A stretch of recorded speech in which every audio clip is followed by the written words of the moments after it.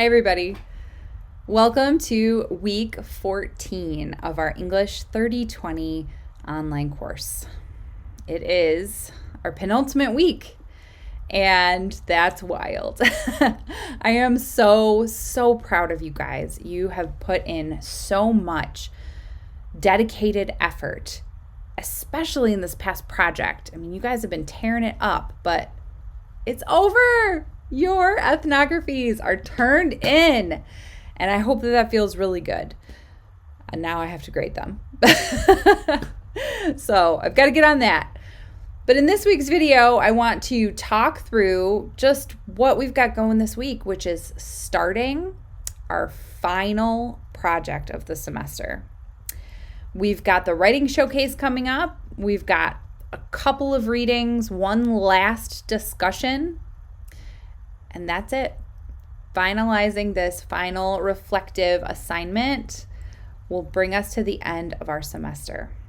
So, having said that, I am going to hop on over to our Canvas view and we will get right to it. Okay, so here we are in our Canvas site, and I just want to show you something really quick because I think this is going to feel really good. Look, this is Project 3, Digital Ethnography. Check it out. Minimize. Booyah! Oh my gosh, that feels so good. All right, and we can see here, Project 4, this is our final assignment. We're going to go over the assignment description in a minute, talk through our week 14 stuff, which includes a couple of brief readings, your weekly reading discussion, your final one. Oh, try not to cry. Turning in any artifacts you're going to turn in for the writing showcase, and then that's it for this week. So let's look at our week 14 overview. So this week, basically, you're watching your week 14 instructor video, which you're already doing, so high five. You're going to read the Project 4 assignment description. I'm going to go over it, but also you should probably read it over for yourself. Any writing from the semester and the 2 TASAC pieces that we're going to look at.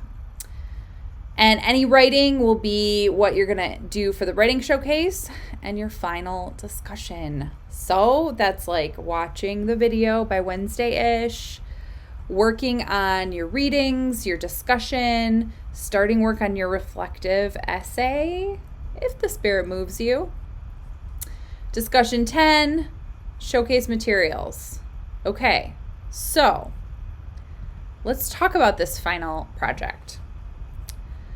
This is just a moment. This project is a built-in moment where I'm going to give you points to engage in metacognition about your learning from this semester. I am giving you points for it because that's how important it is to me to see you practice your reflection, particularly your reflective writing.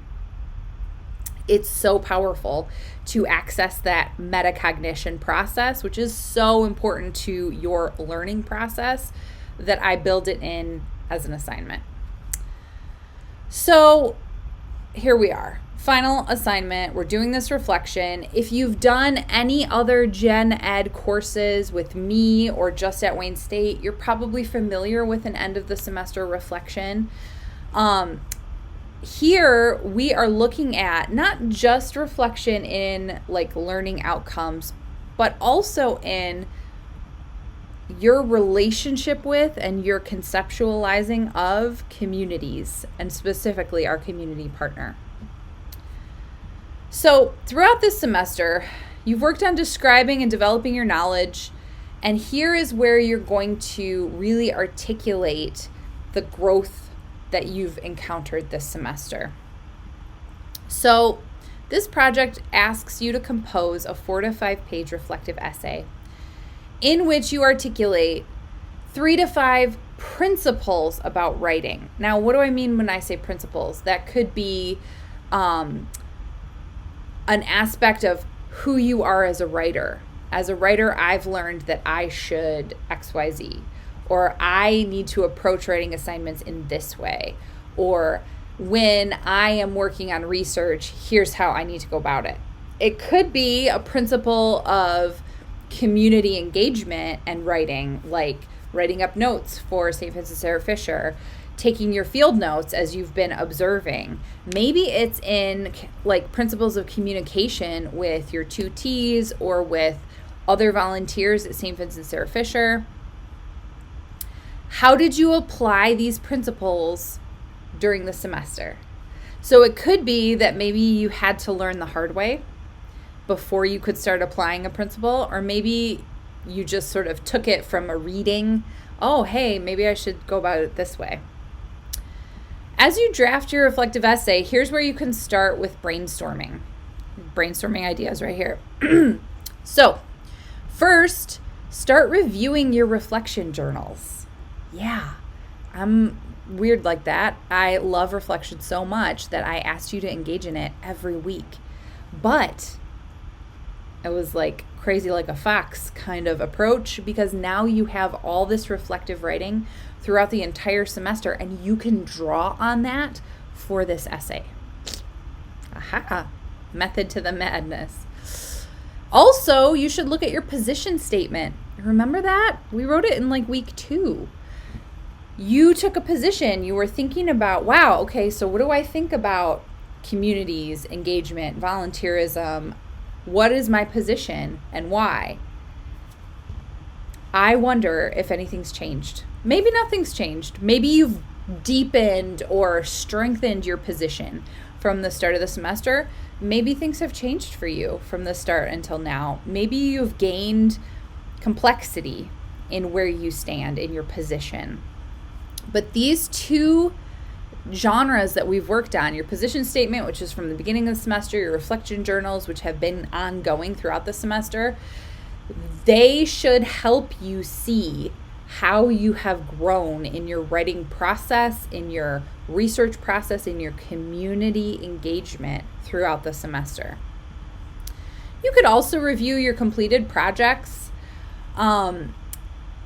Whatever you do, you want to find specific examples that can demonstrate your growth throughout the semester. Once you've gathered some specific examples as evidence, then you want to compose your like talking points, those 3 to 5 principles of writing. Then finally, each statement that articulates a principle of writing should have a series of paragraphs that share how you came to hold that principle of writing. For yourself as a writer, for a writing or research process in general, for community engagement. And as you draft the essay, we will definitely have an opportunity to do some peer review. You can always talk to me, make a Zoom appointment in my office hours. But at the end of the day, our goal is to end up with 4 to 5 pages of metacognition about what is truly important that you're going to take from this class as a writer, as a community member, as a researcher, as a person. So that's what we got on the docket for this coming week and for next week. The readings, these are some really great, relatively short readings by Kara Tazak. This is an excerpt from a book that's excellent called Naming What We Know, talking about key concepts in rhetoric and composition. Reflection is critical for a writer's development, is definitely one of them. And then this Tazak chapter on metacognition and reflective teaching. Both of these readings could also be useful sources for you in your final reflective essay. Mainly, I'm asking you to engage with them, particularly in your discussion, so that you have a foundation of the rationale for why reflection is A, super important in a writing class, and B, what you might, why I'm even like having you engage with it at this point in the semester. So I think that covers it.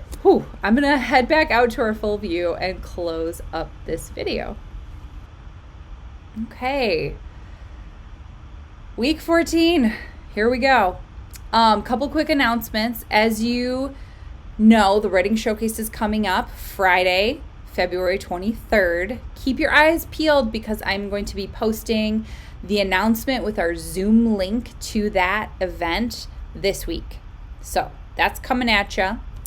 Also, I want to take this time to publicly acknowledge and thank our peer mentor, Kat.